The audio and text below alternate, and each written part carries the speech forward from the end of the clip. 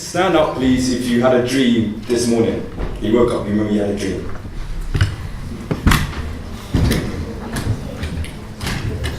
Okay, that's not many people, right? Everyone must have a heavy night. No, still say standing, please. Can you stand up if you've ever had a dream?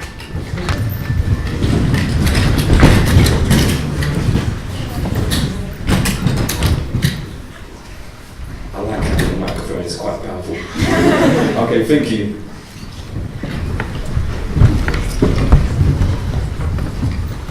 Like many of you, I also had a dream one time. Nelson Mandela had a dream. He said, vision without action is merely dreaming. Action without vision is just passing time. But with action and vision, you can change the world. We're here today at TEDxSOAS, talking about changing paradigms. And just like me and you, all of these other great leaders that we talk about, we quote so often, had dreams. I want to talk about 2 dreams I had, and then go on to explain a bit about what I want to talk about, which is about moments and choices. Some people look at me, you probably won't be able to work out how old I am, hopefully. But I would like to say I'm about 7 years old and about 2 days. The reason I say that is because when I was in my first year of university, it was a Sunday night and I got picked up by one of my friends. And as you do, you kind of detour when you're going back home. I don't know if you stay on campus, but we were staying on campus, but we went home on the weekend and we met up and we were on our way to campus. But we decided to do as guys do and meet up with some of our other friends and go to a comedy club. But we turned up quite late, so the comedy club was closed. I was quite tired myself, so I was quite relieved. But I remember there was that moment that my friend went over the hump and he said, do you know what, the back tire of my wheel sounds a bit funny. But I was like, whatever, like, I'm tired, so I'm just going to sleep. So I did. Front seat passenger, I was asleep. So we were from central London and we were driving on the A40. And the rest of the story is something that's been narrated to me because I was asleep. But I was less than 900 meters away from my university campus. And it was a moment that really kind of shaped my paradigm, the way I saw myself and I saw the world. Because, and I'm narrating here, my friend said that him and one of my friends were driving and they were kind of racing. But they had stopped. But as they went round the roundabout, my friend was driving and he realized that his car started losing control. And he started heading towards the railings. But he kind of turned the car real quickly and he started heading towards the middle of the road. And it's a dual carriageway. And he clipped the curb, spun in the air, and he went into a tree. He said he saw the tree coming for him, but it didn't hit him, it hit me. I was a front seat passenger, I was asleep. The result of that, I had a minor blood got to the brain. I had 3 more ribs broken. Not all my teeth are real, don't judge me. And then a near collapsed lung, should I say. But that was a significant moment because at the scene of the accident, the police actually said to my friend that your friend is dead. It was 3:30 in the morning, I believe, that the police actually went to my parents' house. So my mom was going to be going to work that morning, so she was really irritable because she didn't know I was going to work. But the police knocked on the door and said, is your son so-and-so? And he said, yes. They said, we need to come in. They said, can you sit down? And I don't want anyone to ever go through that, or anyone's parents to ever go through that, or carers. Because that, not even the accident, that hurt me the most. That they had to experience that. They said, your son is in hospital in a critical condition. My mum always says, call me when you get in. I never do. But this time she probably thought, you know, I just forgot again. But the police had to tell her something. They arrived at the hospital, and the hospital, the nurses, the doctor said, your son's in a critical condition, he's 50-50. Don't know where he's going to make it. But to progress the story, within 2 to 3 days I was walking again, within 6 days I was out of the hospital. It was March and I sat my exams and I passed, just about, kind of. But it was a moment and I had a choice. I could wallow in my pain. I remember this sitting down and my sister just looking at me and trying not to be blatant, but she cared for me, so she was looking at me a bit too hard because she could hear my ribs as I was breathing. But I had a choice. I could stay at home, but I was determined to go to university because I missed that environment, I missed that experience, I missed that moment.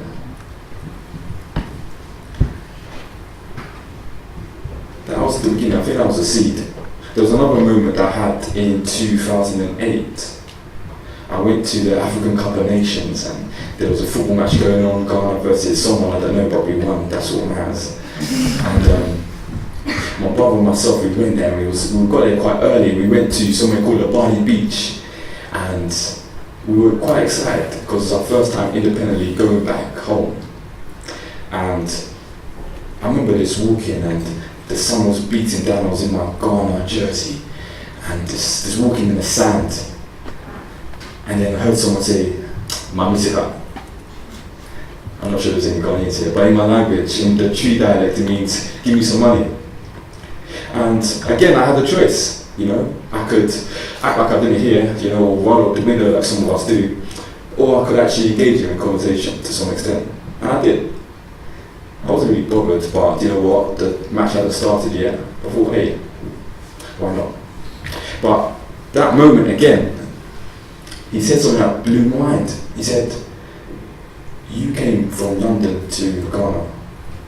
For him to come from Ghana to London, it will cost him a lifetime." And again, I was like, whatever. And I just went, watched Ghana play, we won, hooray. But again, it's just like myself and yourself, we all have dreams, we all have visions. And sometimes we wake up and we forget about them and we go on about our day. But sometimes those dreams are seeds and you don't know where those dreams could go sometimes. Those two experiences kind of shaped my paradigm, my way of thought, my way of thinking. And it led me on a journey of trying to express and find out my identity. I'm a British-born Ghanaian whose heart is in Kumasi. But how do I express that? How do I identify with my culture when I'm thousands of miles away? And it was a dream that I had. Well, I thought it was only me. And I designed a jumper exactly like this. And imagine coming to a lecture theatre like this, just walking in. I was late, of course. Well, actually not of course, but I came late to my lecture and I walked in. And then everybody just kind of stared at me and I was like, oh no, why did I design this top? But as I walked out, people were like, oh, you're from Ghana? And then some of the Ghanaians on campus were like, hey, Charlie, Charlie, Charlie, Charlie, because you don't have to speak the language, you say Charlie. And I started realizing it was connecting people. And I thought, okay, wait, hold on. And then people, my friends and family started wanting some of these tops. And I thought, okay, cool, well, I know the guy who did it. Or he manufactured it for me, so I'll just retail them. But what I ask of you is, put it on Facebook and just tag me in it. And this was 2009, so before Twitter, Instagram and Pinterest and all of the other interests came in, it kind of went viral. And people started connecting and they said, hey, where'd you get that top from? I want one. And I said, cool, it's going to cost this much. I think I was selling it for less than it actually cost me because I was just so passionate about it. But that wasn't the reason I did it. It wasn't for the money, it was for the passion. You know, I realized that it wasn't just me that had that dream, that idea of wanting to express my identity. And lo and behold, we formed a team, and this is the beautiful thing. Like, anything that is done in life is not an individual. There's always people behind you. But the people are never really talked about. But we have an amazing team. We have an amazing team. And what we realized is that people were all in from Australia, around Europe, and we thought, whoa, hold on. There's a number of people here that want to express their culture, want to share the love of Ghana as well. But what are we going to do this when this grows and becomes an empire like Bill Gates has? Well, are you laughing? So we thought, okay, but we're here, we're in London, and we're expressing our Ghanaian culture, but what are we actually doing for Ghana or with Ghana?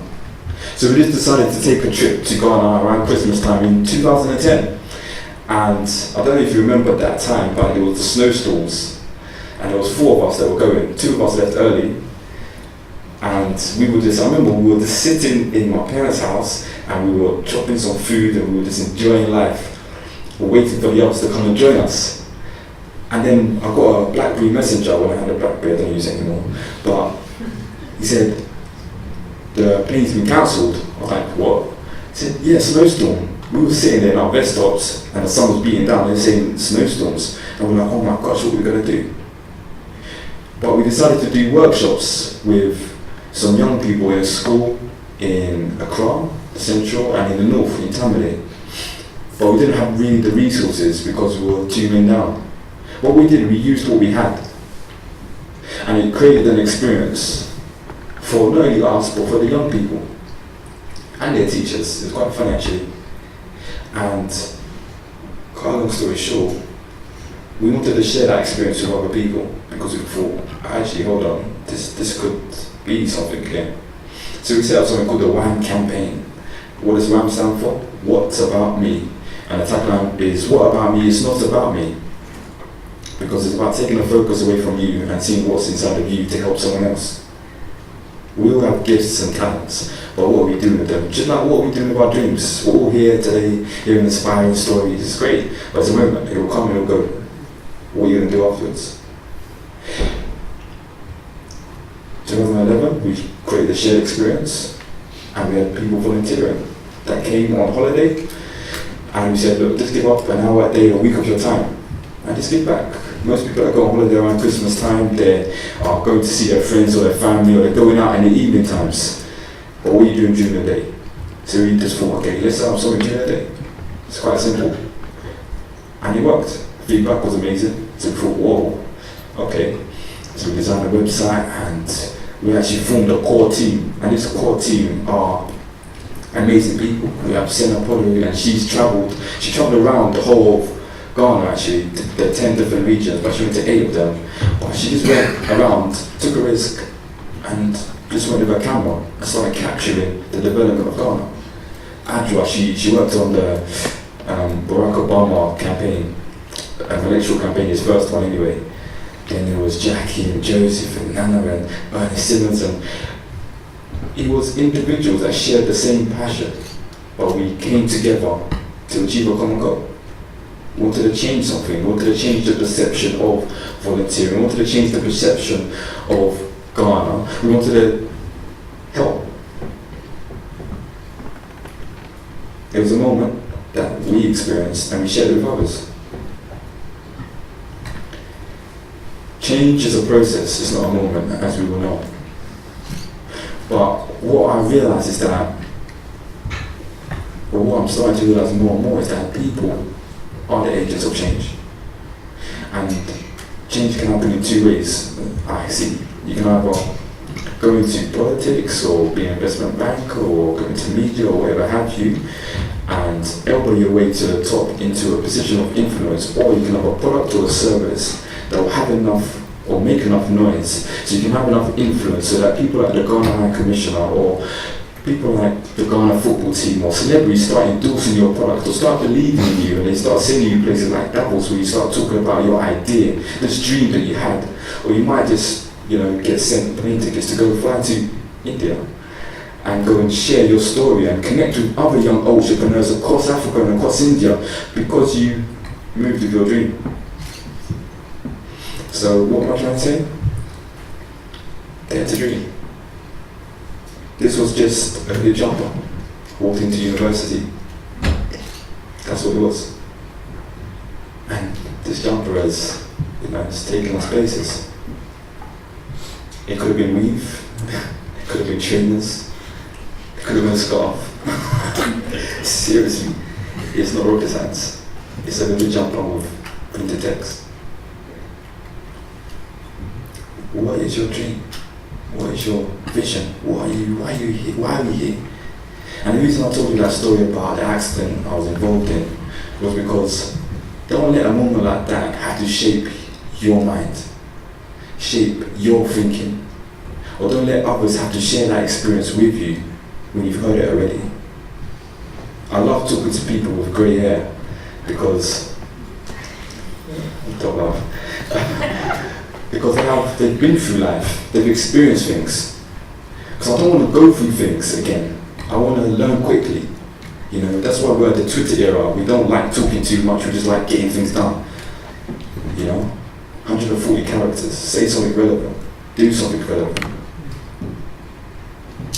There's a quote that I keep very close to my heart. It says, "Do not withhold good from those to whom it is due when it's in the power of your hand." Your hand to do so. And when you talk about hands, like what is in your hand? Product, a service. When I was on the Bali Beach, what I realised is that the guy said, "You flew from London to London to Ghana." And I realised, you know what, I've been fortunate enough to go to university here, school here, get an education here. If I want to start a business, I can apply for a grant. Or I can even get one of those startup loans. So I'm not plugging, but you know, you can get one of these startup loans, or you can connect with people that will mentor you, that will help you, etc. And I thought, what am I doing with all these resources? I did work in the investment bank during my placement. I did work in a charity as well for like 2 years supporting young fathers because I was tired of the investment banking world. But I soon realised, let me try and fuse the two together. Let's see what I can do. Let me just try and see where this dream can take me, because if all these doors are opening, something must be right.